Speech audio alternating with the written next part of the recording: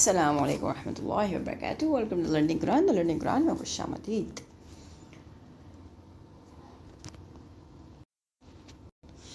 اور قرآن پاک کی ٹرانسلیشن کا سلسلہ ہے جو فتنازیات ہم مکمل کر چکے ہیں. سورۃ عبس ہم نے اسٹارٹ کرنی تھی. چلیے اسٹارٹ کرتے ہیں. اعوذ باللہ من الشیطان الرجیم. بسم اللہ الرحمن الرحیم. شروع اللہ کے نام سے جو بڑا مہربان اور نہایت رحم کرنے والا ہے. عبس وتولا. عبس ترشرو وتولا اور منہ موڑا. وہ پیغمبر ترشرو ہوئے اور بے رخی کی. ایک دفعہ اس آیت کا جو ریفرنس شدہ کانٹیکسٹ ہے اس کو دیکھتے ہیں. ایک دفعہ رسول اللہ صلی اللہ علیہ وسلم کی خدمت میں چند قریشی سردار بیٹھے تھے اور آپ انہیں اسلام کی دعوت دے رہے تھے. روایات میں ان کے نام عتبہ، شیبہ، ابو جہل، امیہ بن خلف اور ابی بن خلف ملتے ہیں. یہ لوگ بعد میں اسلام اور پیغمبر اسلام کے بدترین دشمن ثابت ہوئے، جس سے یہ معلوم ہوتا ہے کہ سورت اس زمانے میں نازل ہوئی تھی جب قریشی سردار اسلام دشمنی کی حد تک نہیں پہنچے تھے. اسی دوران سیدنا عبداللہ بن ام مکتوب آپ کے پاس تشریف لائے. عبداللہ بن ام مکتوب نابینا تھے. سیدہ خدیجہ رضی اللہ تعالیٰ عنہ کے پھوپھی زاد تھے اور ابتدائی اسلام لانے والوں میں سے تھے. انہوں نے آتے ہی رسول اللہ صلی اللہ علیہ وسلم سے اس آیت کا مطلب پوچھا، اور جو لوگ اس وقت رسول اللہ صلی اللہ علیہ وسلم کی مسجد میں بیٹھے تھے انہیں آپ دیکھ نہیں سکتے تھے. رسول اللہ صلی اللہ علیہ وسلم کو ناگوار محسوس ہوا اور اس ناگواری کے اثرات آپ کے چہرے پر بھی نمودار ہو گئے. آپ نے سیدنا عبداللہ کی طرف کوئی توجہ نہ دی اور انہیں خاموش کرا دیا، جس کی وجہ یہ تھی کہ آپ سیدنا عبداللہ کی طرف سے مطمئن تھے کہ وہ خالص مومن ہیں. انہیں بعد میں سمجھا لیں گے. سردست اگر ان سرداروں میں سے کوئی ایک بھی اسلام کے قریب آ گیا تو اس سے اسلام کو خاصی تقویت پہنچ سکتی ہے. اس وجہ سے آپ قریشی سرداروں سے ہی محو گفتگو رہے. اس وقت یہ صورت نازل ہوئی جسے امام ترمذی نے یوں مختصراً یوں ذکر کیا ہے. سیدہ عائشہ صدیقہ فرماتی ہیں کہ صورت کی ابتدائی آیات عبداللہ بن ام مکتوم کے بارے میں نازل ہوئی. وہ آپ کے پاس آئے اور یہ کہتے رہے، یا رسول اللہ مجھے دین کی راہ بتائیے. اس وقت آپ کے پاس مشکلوں میں کوئی بڑا آدمی بیٹھا تھا. آپ پہلے انہیں عبداللہ سے اعراض کرتے تھے اور دوسرے مشرک کی طرف متوجہ ہوتے تھے، اور عبداللہ رضی اللہ تعالیٰ عنہ کہتے تھے کہ میری بات میں کوئی برائی ہے، اور آپ کہتے تھے نہیں. اس بارے میں یہ صورت نازل ہوئی. اس صورت کے انداز خطاب سے بظاہر ایسے معلوم ہوتا ہے کہ عتاب کا رخ رسول اللہ صلی اللہ علیہ وسلم کی طرف ہے، حالانکہ اس عتاب کا بیشتر حصے کا روئے سخن قریشی سرداروں کی طرف سے ہے. پھر آپ پر جو کچھ عتاب نازل ہوا اس کا انداز بھی عجیب ہے. پھر تیسری آیت میں آپ کو براہ راست مخاطب کیا گیا، جس سے ایک تو کلام حسن پیدا ہو گیا، دوسرے عتاب کے انداز کو انتہائی نرم کیا گیا. اس عتاب میں آپ کی دعوت حق کی تبلیغ کی طریقہ کار پر تنقید کی کہ اصولاً اس دعوت کے لیے توجہ کا اولین مستحق وہ ہوتا ہے جو خود بھی ہدایت کا طالب ہو. اس واقعے کے بعد آپ سیدنا عبداللہ بن ام مکتوب سے بہت ہی تعظیم و تقریب سے پیش آتے اور فرمایا کرتے، خوش آمدید اس شخص کو جس کے بارے میں اللہ نے مجھ پر عطا فرمایا. نیز آپ نے مدنی زندگی میں کئی بار آپ کو مدینہ میں اپنا نائب اور حاکم بنایا. جب آپ جہاد وغیرہ کے سلسلے میں مدینہ سے باہر جاتے، آپ نابینا ہونے کے باوجود جہاد میں عملاً حصہ لیا کرتے تھے. آپ دور فاروقی میں جنگ قادسیہ میں جہاد کرتے ہوئے شہید ہوئے. ان جاءہ الاعمی، ان کے پاس ایک اندھا آیا. یعنی پیغمبر نے ایک اندھے کے آنے پر چھی بجھی ہو کر منہ پھیر لیا، حالانکہ آپ کے اندھے کی معذوری شکستہ حالی اور طلب صادق کا زیادہ لحاظ رکھنا چاہیے تھا. وَمَا يُدْرِيكَ لَعَلَّهُ يَزَكَّىٰ، اور آپ کو کیا معلوم شاید وہ سنور جاتا. أَوْ يَذَكَّرُ فَتَنفَعَهُ الذِّكْرَىٰ، اور نصیحت قبول کرتا تو اسے نصیحت فائدہ دیتی. یعنی عین ممکن تھا کہ وہ نابینا آپ کی توجہ سے بہت زیادہ مستفید ہو جاتا، کیونکہ وہ طلب صادق لے کر آیا تھا. پھر آپ کی نصیحت پر عمل کر کے وہ اپنے نفس کو پاکیزہ بنا لیتا. اما من استغنى، مگر جو شخص بے پرواہی کرتا ہے، فأنت له تصدى، تو آپ اس کی ہدایت کے لیے اس کے پیچھے پڑے ہوئے ہیں. وما عليك ألا يزكى، حالانکہ اگر وہ نہیں سنورتا تو آپ پر کوئی ذمہ داری نہیں ہے. یعنی اس نابینا کو نظر انداز کر کے جن لوگوں سے آپ ہدایت کا طمع رکھتے ہیں وہ ایسے ہیں کہ آپ کی بات سن کر بھی یوں سنتے ہیں جیسے آپ پر بہت بڑا احسان کر رہے ہیں. اس بات کو قبول کرنا تو دور کی بات ہے. ایسے لوگوں کا راہ راست پر آنا آپ کی کوئی ذمہ داری نہیں. آپ کی ذمہ داری صرف یہ ہے کہ آپ ان لوگوں تک اللہ کا پیغام پہنچا دیں.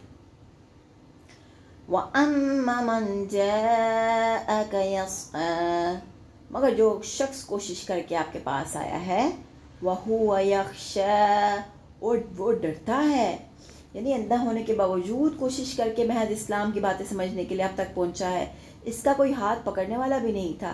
اسے یہ بھی اندیشہ تھا کہ کہیں کسی گڑھے میں نہ گر جائے یا کسی چیز سے ٹکرا کر گر پڑے یا راہ میں اسلام دشمن لوگ اسے ستائیں. تو وہ کیا کرے گا؟ محض وہ طلب حق کی خاطر اور اللہ سے ڈرتے ہوئے آپ تک پہنچا ہے. تو آپ کو اس محنت اور طلب صادق کی قدر کرنی چاہیے تھی اور اس کی طرف پہلے متوجہ ہونا چاہیے تھا. فَأَنْتَ عَنْهُ تَلَّهَا، تو آپ اس سے غفلت برتتے ہیں. كَلَّا إِنَّهَا تَذْكِرَةٌ، ایسا ہرگز نہیں چاہیے. یہ قرآن تو ایک نصیحت ہے. یعنی قرآن کی عزت و وقت کا انحصار ایسے مغرور اور سپروں کے ماننے پر نہیں ہے. اگر یہ لوگ قرآن کی نصیحت پر عمل نہیں کرتے تو اپنا ہی نقصان کریں گے. قرآن کو ان کی کیا پرواہ ہو سکتی ہے، اور نہ ہی آپ کو ایسے لوگوں کے پیچھے پڑنے کی ضرورت ہے. فَمَنْ شَاءَ ذَكَرَهُ، جو چاہے اسے یاد رکھے. ذکر کا معنی یہ بھی ہو سکتا ہے کہ جو چاہے اس سے نصیحت حاصل کرے، اور یہ بھی کہ جو شخص چاہے قرآن کی نصیحت کی باتوں کا بار بار تذکرہ کرتا رہے، اور یہ بھی کہ قرآن کو زبانی یاد کر لے. غرض قرآن کو پڑھنا، اس کی نصیحت پر عمل کرنا اور اسے زبانی یاد کرنا سب بڑے اجر و ثواب کے کام ہیں. جیسا کہ درج الحدیث سے واضح ہے، سیدہ عائشہ صدیقہ رضی اللہ تعالیٰ عنہ کہتی ہیں کہ آپ صلی اللہ علیہ وسلم نے فرمایا، جو شخص قرآن پڑھتا ہے اور وہ اس کا حافظ ہے، وہ قیامت کے دن لکھنے والے معزز فرشتوں کے ساتھ ہوگا. اور جو قرآن اٹک اٹک کر پڑھتا ہے اور پڑھنا اس سے مشکل ہوتا ہے، اس کے لیے دوہرا اجر ہے. سبحان اللہ. فی صحف مکرمہ، مقابل احترام صحیفوں میں درج ہے. مرفوعۃ مطہرہ، جو بلند مقام پر رکھے ہیں اور پاکیزہ ہیں. یعنی قرآن کی عظمت شان کا یہ عالم ہے کہ اس کی آیات لوح محفوظ میں 7 آسمانوں کے اوپر نہایت معزز، بلند و مرتبہ اور 7 صحیفوں پر مدرج ہیں، اور زمین پر محض مخلص اور ایماندار لوگ اس کے اوراق کو نہایت عزت و احترام اور تقدیس و تطہیر کے ساتھ اونچی جگہ پر رکھتے ہیں. بِأَيْدِي سَفَرَةٍ، ان کاتبوں کے ہاتھوں میں رہتے ہیں. سافر کی جمع اور سفر اس کتاب کو کہتے ہیں جو حقائق کو بے نقاب کرتی ہے اور اسباب معنی تورات کی شرح و تفاسیر. اور سافر وہ شخص ہے جو ایسی تحریر کرتا یا لکھتا ہو اس الفاظ کے اطلاق الہامی تحریر لکھنے والے فرشتوں اور انسانوں پر ہوتا ہے، نیز نامہ اعمال لکھنے والے فرشتوں پر بھی.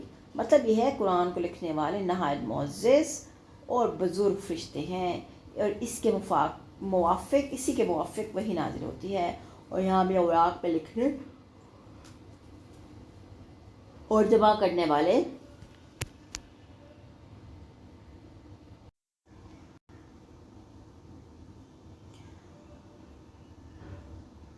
دنیا کے بزرگ ترین پاک باز، نیکوکار اور فرشتہ صیت انسان ہیں، جنہوں نے اس قرآن کو ہر قسم کی کمی بیشی یا تحریف و تبدیل سے پاک رکھا ہے. گویا قرآن جیسی عظیم الشان کتاب اس بات سے بدرجہ بلند ہے کہ اس سے متکبر کافروں کے سامنے پیش کر کے ان سے یہ خواہش کی جائے کہ اسے شرف قبولیت عطا کرو، کیونکہ قرآن ان کا محتاج نہیں، وہ اس کے محتاج ہیں. کرام بررہ، جو بڑے بزرگ اور نیکوکار ہیں. قتل الانسان ما اکفرہ، لعنت ہو انسان پر وہ کیسا منکر حق ہے. اس آیت میں اگرچہ مخاطب تمام نوع انسان کو کیا گیا ہے، تاہم اس سے مراد انسانوں کی اکثریت یا قرآن کو جھٹلانے والے کافر ہیں. اور یہ قرآن کا مخصوص اور مہذبانہ انداز ہے تاکہ منکرین حق ضد میں آ کر مزید چڑھ نہ جائیں، بلکہ اصل حقائق پر غور و فکر کریں. اس کا ایک معنی تو وہی ہے جو ترجمے سے واضح ہے، یعنی وہ کس قدر زیادہ حق کا انکار کرنے والا واقعہ ہوا ہے، اور دوسرا مطلب یہ ہے کہ وہ کیا چیز ہے جس نے اسے کفر پر آمادہ کیا ہے. آخر وہ کس بل بوتے پہ اللہ کی آیات سے انکار کرتا ہے اور اس کی ناشکری کرتا ہے۔ من ای شیء خلقہ، اللہ نے اسے کس چیز سے پیدا کیا؟ من نطفۃ، ایک نطفے سے، خلقہ فقدرہ، اس نے پیدا کیا اس کو پھر تقدیر مقرر کی اس کی۔ نطفے سے اللہ نے اسے پیدا کیا پھر اس کی تقدیر مقرر کی۔ وہ اگر یہ سوچتا کہ وہ کس چیز سے پیدا ہوا ہے اور کس جگہ وہ پرورش پا کر نطفے سے بچہ بنا، پھر کس بے بسی کی حالت میں ماں کے پیٹ سے باہر نکلا، تو اسے ہرگز یہ جرأت نہ ہوتی کہ وہ اپنے خالق کے منہ کو آئے اور اس کا کلام سن کر اس کا انکار کرتے۔ پھر جب وہ ماں کے پیٹ میں نشوونما پا رہا تھا تو اس کی تقدیر طے کر دی گئی تھی، اس کی عمر کتنی ہوگی، وہ کہاں مرے گا، کہاں دفن ہوگا، وہ تنگ دست رہے گا یا خوشحال ہوگا، اسے ایمان میسر آئے گا یا نہیں، وہ کفر کی حالت میں مرے گا یا ایمان کی حالت میں۔ یہ سب تفصیلات اور رحم مادر میں ہی طے کر دی گئی تھیں اور اس مقرر یا تقدیر کے آگے وہ بالکل بے بس ہے، لیکن ان باتوں کے باوجود وہ اللہ کے مقابلے میں اکڑتا اور کفر کرتا ہے۔ ثم السبیل یسرہ، پھر اس کے لیے راستہ آسان کر دیا۔ اس آیت کے کئی مطلب ہیں۔ ایک یہ کہ ماں کے پیٹ سے باہر آنا اس کے لیے آسان بنا دیا۔